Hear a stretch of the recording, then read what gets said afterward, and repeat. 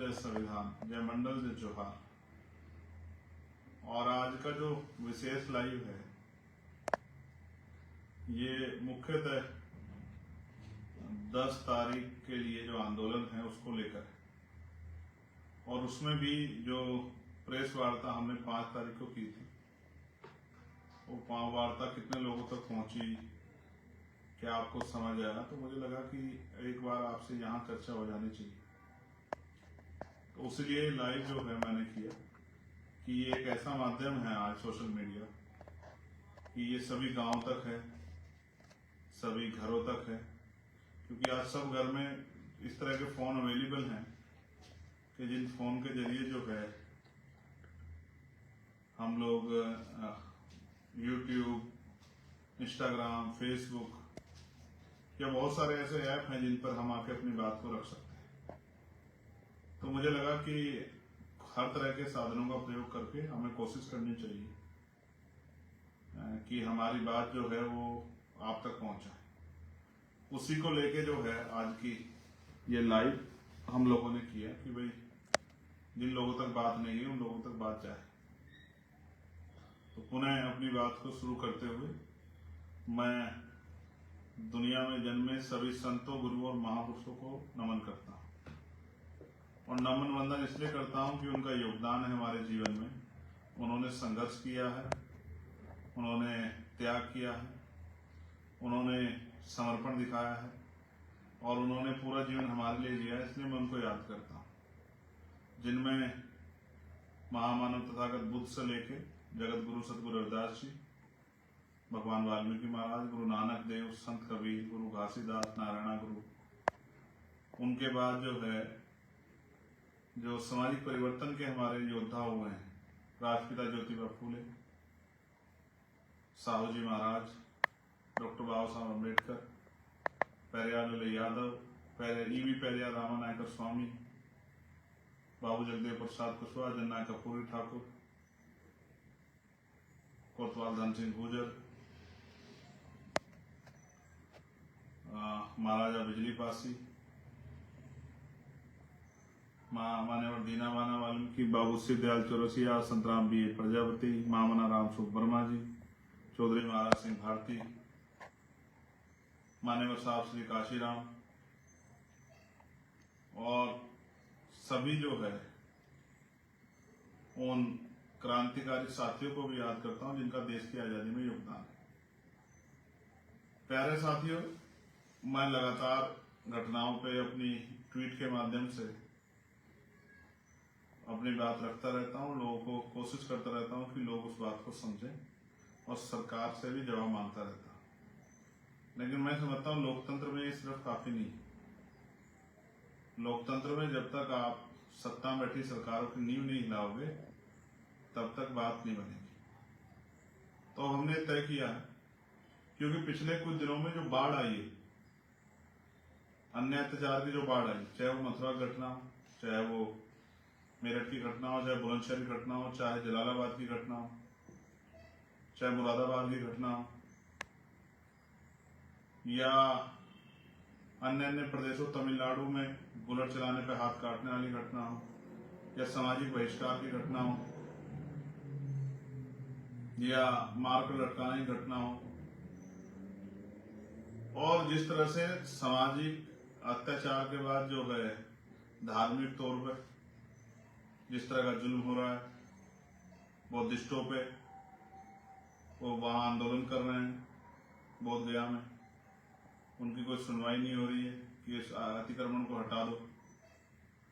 फिर जैनों पे गिरनार में, फिर ईसाइयों पे देश भर में, मुसलमानों पे उनके जो है धार्मिक स्थलों पे, ये सब भी आपके सामने है।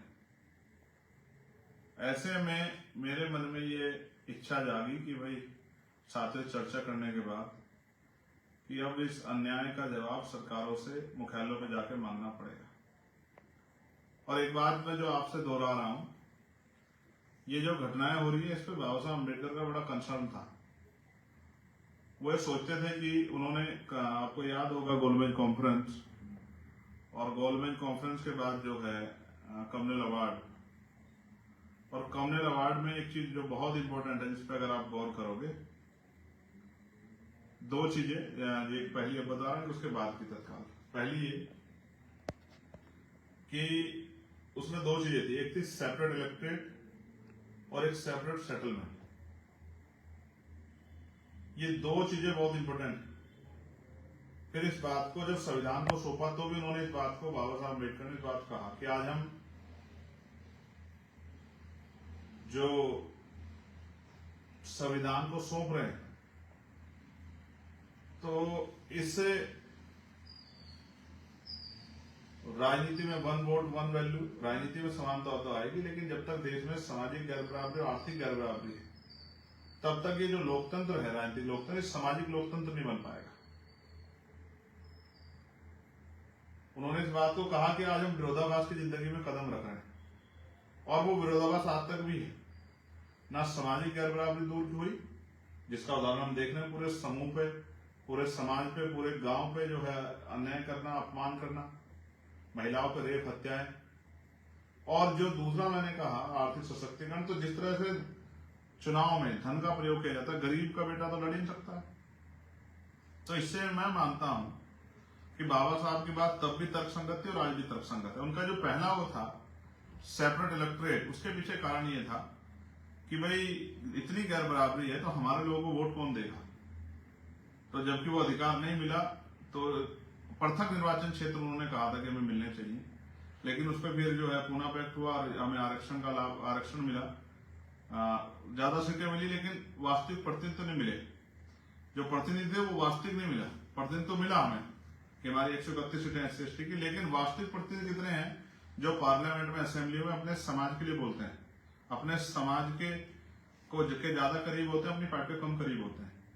एक दूसरा जो सेपरेट सेटलमेंट था, तो आज मैं जब उसको स्टडी कर रहा था कि भाई ये बातें क्यों रोकी जा रही है, हिंसा क्यों हो रही है, तो मुझे समझ आया कि अगर हमारा जो क्षेत्र जो है वो सेपरेट कर दिया जाता, जहां हमारी बस्तियां होती, तो उससे सबसे बड़ा लाभ ये होता कि ये जो जाति के आधार पे अन्याय, हिंसा हमारे साथ हो रही है, अपमानित जो किया जा रहा है आज, ये बंद हो जाता। तो हम पे जातिगत अन्याय अत्याचार नहीं होता, जातिगत अन्याय अत्याचार, हिंसा नहीं होती, तो हम भी अपनी पूरी एनर्जी जो है वो अपनी तरक्की पे लगा पाते, देश की तरक्की में योगदान कर पाते। लेकिन क्योंकि रोज हम पे अन्याय होता है तो हम इसी में उलझे रहते हैं कि बाबा साहब की स्टैचू तोड़ दी, कभी गुरु रविदास जी की तोड़ दी, कभी फूले साहब की तोड़ दी, कभी पेरियार जी की तोड़ दी, कहीं बाबू जगदेव प्रसाद कुशवाहा जी की तोड़ दी, कहीं जनरल कपूर ठाकुर की तोड़ दी, कहीं उनका बोर्ड हटा दिया, और रोज हम इसी में थाने कचहरी में लगे रहते हैं। फिर मोटरसाइकिल पर चलने मार दिया, बारात रोक दी, महिलाओं के साथ हिंसा कर दी, तो हम इसी में, हमारी आधी जिंदगी तो 75 साल इसी में खप गए। तो अगर सेपरेट सेटलमेंट हो जाता और हमारे क्षेत्र अलग हो जाते रहने के, तो ये जो आज की जो पोजीशन है, ये पोजीशन हमारे लिए नहीं होती।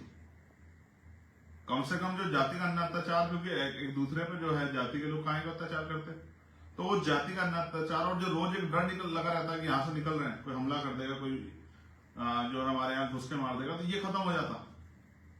इसलिए मैं समझता हूं कि हमने 10 तारीख का प्रोटेस्ट बुलाया है। मैं खुद लखनऊ में रहूंगा।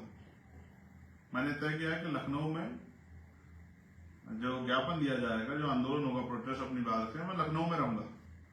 और अन्य अन्य उसमें जैसे मध्य प्रदेश के लोग तय करके कहाँ देंगे, वो आपस में चर्चा कर लेंगे। बिहार में आजाद समाज पार्टी के लोग, राजस्थान के लोग कहाँ देंगे, उत्तराखंड के लोग कहाँ देंगे, हरियाणा के लोग कहाँ देंगे, पुराने नए लोग मिलकर चर्चा कर लेंगे। झारखंड, उड़ीसा, छत्तीसगढ़, महाराष्ट्र, बिहार के लोग कहाँ देंगे, वो चर्चा कर लेंगे आपस में। लेकिन इस ज्ञापन के जरिए अपने अपने प्रदेशों में जो घटनाएं हुई, मुख्यतः इन 3-4 घटनाओं के साथ साथ जो प्रदेशों में आपके यहाँ हिंसा हो रही है, एनसीआर का डाटा जो कह रहा है, बहनों पे, भाइयों पे, माओ पे, बुजुर्गों पे, नौजवानों पे जातीय हिंसा, सांप्रदायिक हिंसा, इनका एक डाटा बना के आपको सरकार को आईना दिखाना है कि आपकी सरकार क्या कर रही है। क्या आपकी सरकार इन लोगों की सुरक्षा करने काबिल है या नहीं है? क्या आपकी सरकार इन लोगों की सुरक्षा करने की जिम्मेदारी जो आपको मिली है कॉन्स्टिट्यूशन से, लोकतांत्रिक व्यवस्था से, क्या आप उसको पूर्ण रूप से निभा पा रहे हैं? हमें भी जीने का अधिकार है, सम्मान से जीने का, इज्जत से जीने का, लेकिन हम तो जी भी नहीं पा रहे हैं। इस देश में बुरा यह है, ना जीते जी सम्मान मिल रहा है, ना मरने के बाद सम्मान मिल रहा है। कितनी घटनाएं उत्तर प्रदेश की हैं? मथुरा 3 घटनाएं, फिर कासगंज, हाथरस, मेरठ, जलालाबाद, बुलंदशहर, जालौन, झांसी, कितनी घटनाएं, कहां कहां जाएंगे हम लोग। तो मुझे ऐसा लगता है इसका परमानेंट सोल्यूशन निकालने के लिए, परमानेंट सोल्यूशन तो इसका पॉलिटिकल पावर है, जब आपके राजनीतिक सत्ता आपके पास होगी। लेकिन उससे पहले भी सरकार को और वहां के चीफ सेक्रेटरी को, डीजीपी को, राज्यपाल महोदय को, उनकी तरफ भी उनका भी ध्यान आकर्षित करना पड़ेगा कि आपकी सरकार का फेलियर है कि वह law and order situation maintain नहीं कर पा रही। क्या हमारे माथे पे लिखा कि हमको हमारे साथ हिंसा होगी। इसलिए मैं आप सबसे अपील करता हूं कि आप सब लोग अपने अपने प्रदेशों में अपना जो है जिम्मेदारी अदा करें और अपने अपने प्रदेशों में ज्ञापन व्यवस्था में, आंदोलन संघर्ष व्यवस्था में शामिल हो और संघर्ष को कामयाब बनाए। और मैं जो लोग लखनऊ आ रहे हैं उनसे भी कहूंगा, अनुशासन में आप लोग मन में संकल्प लेकर लखनऊ आए कि हमें अपनी संख्या बल को दिखाकर सरकार को ये चेतावनी देनी है कि सरकार जो अन्य अत्याचार थानों के जरिए हो रहा है, पुलिस जिस तरह लापरवाही कर रही है, या सामंती व्यवस्था के लोग या मनुवादी व्यवस्था के लोग जो हम पे हमला करें, इन पर कार्रवाई करें। अगर ऐसा नहीं होता फिर आंदोलन करेंगे, फिर बड़ा आंदोलन करेंगे, दिल्ली में करेंगे, लखनऊ में करेंगे, घेराव करेंगे विधानसभा का। हम हर वो कदम उठाएंगे जिससे हमारे लोग सुरक्षित रहें, बहुजन समाज के लोग। और उनके अधिकारों पर जो हमला हो रहा है निजीकरण के जरिए और तमाम तरह से, चाहे पेंशन का मामला हो, पुरानी पेंशन का, चाहे जो है प्रमोशन का मामला, इन सब पे हमारे लोग अधिकार सुरक्षित, निजीकरण बंद हो, इन सब पे भी लगातार, और जातिगत जनगणना, इन पे भी हम लोग प्रयास करेंगे। एक अभी और बड़ा मामला मेरे दिमाग में, मैं लखनऊ में उसको भी रखूंगा, लेकिन मैं अभी आपसे आग्रह करता हूं कि आप सब लोग अपने अपने प्रदेशों में अपना प्रतिनिधित्व सुनिश्चित करें और मजबूती से ज्ञापन दें। और मेरे पीछे दो महापुरुषों की जो तस्वीरें आप देख रहे हैं, एक मान्यवर साहब श्री काशीराम और एक दूसरे डॉक्टर बाबा साहब अम्बेडकर, और इनके जो अधूरे सपने, इनकी संतानें होने के नाते उनके अधूरे सपने पूरा करने का संकल्प भी मन में पैदा करें। तभी जाके जो है महापुरुषों का सपना जो है पूरा होगा, तभी जाके ये अन्याय अत्याचार खत्म होगा। मैं आप सबको बधाई देता हूं और अपेक्षा करता हूं कि आप सभी अपने प्रदेशों में मजबूती से ज्ञापन देकर सरकार का ध्यान आकर्षित करेंगे, केंद्र सरकार का भी और राज्य सरकारों का भी। सरकार किसी की हो, चाहे कांग्रेस की सरकार हो, भाजपा की हो, किसी और की सरकार हो, जहां जहां हमारे लोग हैं वो अपने अपने प्रदेशों में मजबूती से ज्ञापन दे। बंगाल वाले टीएमसी की सरकार को दें, हिमाचल वाले कांग्रेस को दें, तेलंगाना और कर्नाटका वाले वो कांग्रेस गवर्नमेंट को दें, और जो दिल्ली में, यूपी में, उत्तराखंड में, मध्य प्रदेश में है, राजस्थान में, वो भाजपा सरकार को दे। सारी सरकारों में मार पड़ रही है, मैं किसी की सरकार हो। ये बातें तो सब लोग अच्छी करते हैं कि हम आपके हितैषी, हम आपके हितैषी, लेकिन हितैषी कौन है, कितना है, ये दिख रहा है। जहां इनकी सरकार है वहां भी हमारी खालो दड़ी जा रही है। तो सब एक ही, अभी उसमें एक ही तरफ है सब, और हम एक तरफ है। इसलिए हमें अपनी लड़ाई को मजबूत से लड़ना है। मैं आपका धन्यवाद करूंगा और आपसे अपेक्षा करूंगा कि मजबूती से अपने अपने प्रदेशों में ज्ञापन देंगे और अनुशासन में रहकर बताएंगे कि अभी आप अन्याय नहीं सहेंगे। बहुत बहुत धन्यवाद। जय भीम, जय भारत, जय संविधान, जय मंडल, जय जवाहर, और आप सभी के लिए मंगल कामनाएं। मिलते हैं 10 तारीख को और आपके ज्ञापन के लिए अभी से बधाई।